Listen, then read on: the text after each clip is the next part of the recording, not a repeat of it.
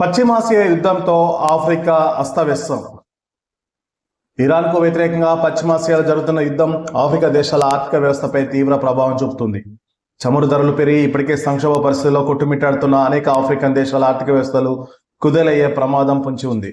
Africa ఖండంలోని అనేక దేశాలు చమురు దిగుమతులపై పూర్తిగా ఆధారపడ్డాయి. పశ్చిమాసియా సంక్షోభం కారణంగా నిలిచిన చమురు రవాణా వాటిని అన్ని విధాలుగా కుంగదీయనుంది. ద్రవ్యోల్బణం పెరగడంతో పాటు కరెన్సీల విలువ పతనమవుతుందని జీరో కార్బన్ ఎలక్ట్రానిక్స్ సంస్థ చెందిన విశ్లేషకుడు నిక్ హెడ్లీ పేర్కొన్నారు. దిగుమతిపై ఆధారపడిన కెన్యా, ఘనా వంటి దేశాలపై ఈ పరిణామాల ప్రభావం తీవ్రంగా ఉంటుందని చెప్పారు.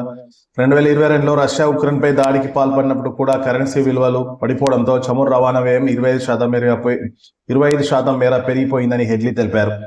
కెన్యా, ఉగాండా దేశాలు తమ చమురు సరఫరా సదుపాయాలకు ఆటంకం లేదని చెబుతున్నాయి. ఇక నైజీరియా, ఘనా దేశాలు ముడి చమురు ఉత్పత్తి చేస్తున్న శుద్ధి చేసిన పెట్రోలియం ఉత్పత్తుల కోసం ఇతర దేశాలపై ఆధారపడుతున్నాయి. ఆ కారణంగా పెట్రోలియం ధరలు ప్రపంచవ్యాప్తంగా పెరిగినా ఆ దేశాలకు ప్రయోజనం ఉండదు. చమురు బ్యారెల్ ధర సోమవారం $100 పెరిగింది. ఇది ఇలాగే కొనసాగితే చమురు ఎగుమతిదారులైన అంగోలా, అల్జీరియా, లిబియా దేశాల ఆదాయం పెరిగే అవకాశం ఉంది.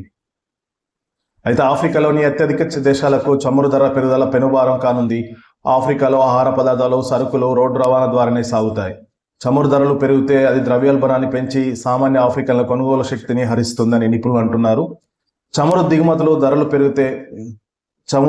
ధరలు పెరిగితే మరింత విదేశీ మారకం వెచ్చించాల్సి ఉంటుంది. అది కొన్ని దేశాల ఆర్థికాన్ని అస్తవ్యస్తం చేస్తుంది.